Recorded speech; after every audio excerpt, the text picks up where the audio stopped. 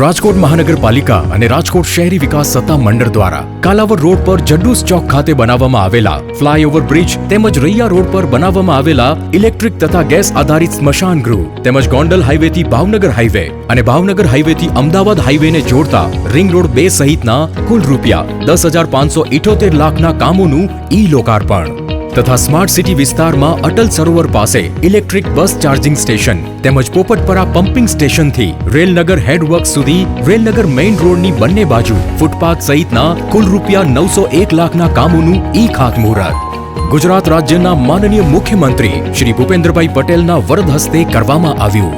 પ્રેરક ઉપસ્થિતિ માનનીય મંત્રી શ્રી રાઘવજીભાઈ પટેલ, રાજ્યના કૃષિ, પશુપાલન, ગૌસંવર્ધન, મત્સ્યોદ્યોગ, ગ્રામ ગૃહ નિર્માણ અને ગ્રામ વિકાસ વિભાગ તથા માનનીય મંત્રી શ્રી ભાનુબેન બાબરિયા, રાજ્યના સામાજિક ન્યાય અને અધિકારિતા, મહિલા અને બાળ કલ્યાણ। અધ્યક્ષ સ્થાન માનનીય mayor Rajkot doctor Pradeep Dove. આભાર। વંદે માતરમ।